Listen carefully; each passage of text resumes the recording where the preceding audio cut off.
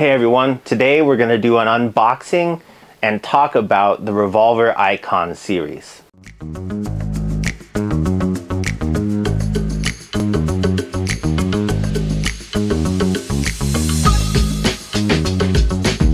So I've known I was going to have to make this video for months.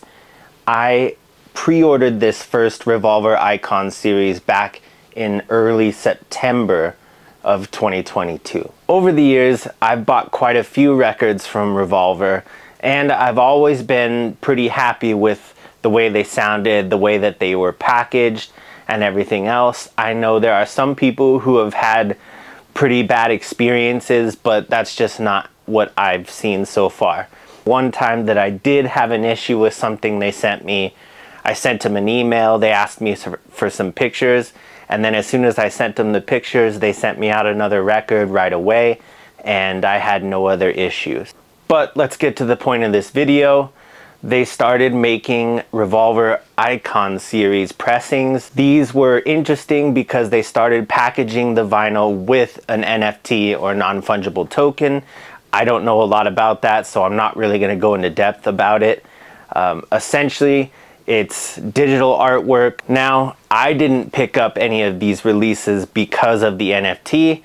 A lot of the reason why I bought a few of these Icon series pressings is because the records that they're releasing on it happen to be records that I didn't already own and were either really hard to find or just too expensive to get. The other interesting part about the Revolver Icon series is that it's a lottery. Each pressing of these records is split up in between bronze, silver, gold, ruby, emerald, and sapphire. Bronze makes up the bulk of the pressing, and then silver is always 20, gold is always 7, and then emerald, ruby, and sapphire are always out of 1. The only number that changes from release to release is the bronze number, because some of them they press 500 total, some of them they press 1030 total. So it's different, but only in the bronze. So I pre-ordered this particular release all the way back on September 12th of 2022. I've been waiting for it ever since and haven't gotten any real updates through email or anything else. On the website, they had a timetable for when they were aiming to ship things out, but they changed that timetable 2 or 3 times. Was I a little bit frustrated? Not really. I've had lots of things that I pre-ordered take months or almost close to a year for me to actually get them. And I have a lot of records to enjoy in the meantime. So as long as I have the receipt and I know it's coming eventually, I just try not to think about it too much. I'm gonna take you now to a little unboxing video that I did so you can see me open it, and then we'll come back here and talk about how it sounds. All right, here we go. We're gonna open the first Revolver Icons record that I've gotten.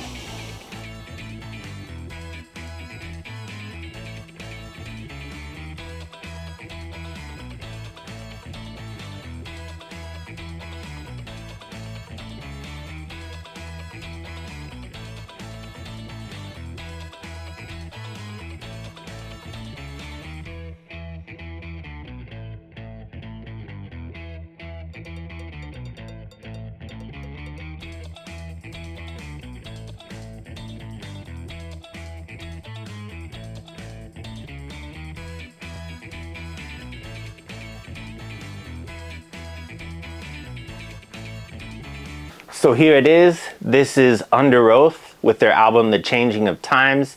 This album came out in 2002. It is a post-hardcore scene or screamo style album, although some of the riffs on this are so heavy they wouldn't be out of place on like a 90s death metal album or something like that. There's some really heavy riffs on this album.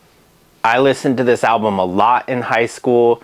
It gives me memories of riding around with my friends while being in the car of the one person that we knew who could drive and listening to this album. As you can see, around the border here is bronze. That's actually just a little slipcase that goes over the original cover art, which is just that without the bronze border. And on the back here it says Revolver Icon series, and it's numbered with their little official sticker there. And that's pretty much the only difference with any of the packaging. It came with a printed inner sleeve. It's actually the only thing that was damaged. You could see there's the little split there. That was there when I opened it. The vinyl is bronze goldish with the little swirls there. Anyway, after I went through that process, got it cleaned, got it all packaged up nice, I threw it on the turntable. And does it sound good? Yeah. Is it dead silent? No. I can hear some things in between tracks. I think a couple of times on side A and one time on side B there was an audible pop or crack in the middle of the song. Other than that, it's a pretty much middle of the road pressing. The music sounds good, but there are a little bit of surface noise things going on there. Is it worth the money you pay for it? I think so, just because the other pressings of this album are particularly hard to find and you would end up shelling out more money. Anyway, that's me talking about the new trend, or what could potentially become the new trend, of packaging vinyl with an NFT or something like that. I know that a lot of bands are thinking about getting into the NFT thing. Some already have. In my opinion, the one that's most notable is Avenged Sevenfold, another metalcore, or now they're just metal band from the early to mid 2000s. They actually based their entire fan club around something called the Death Bat Club, and essentially it's just NFTs of different styled death bats, which is their logo, and certain rarities come with certain perks, which is actually a really good way to do it. They have certain rarity NFTs that give you 2 tickets to every Avenged Sevenfold concert for life.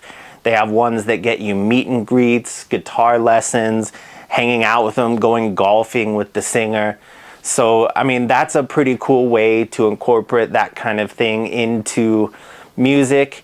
I don't know if Revolver is going to keep doing this, or if it's been popular enough for them to keep doing it. I know I did see a lot of people give Revolver flack online and in the comment sections of some of the vinyl groups that I'm in. And I couldn't disagree with that. It is just kind of another gimmick to get us to buy copies of albums that we may already have or just don't want. But I bought it. I'm happy with it. Am I ever going to do anything with the NFT? Probably not. So the NFT that came with it, if you're wondering what that looks like, is this.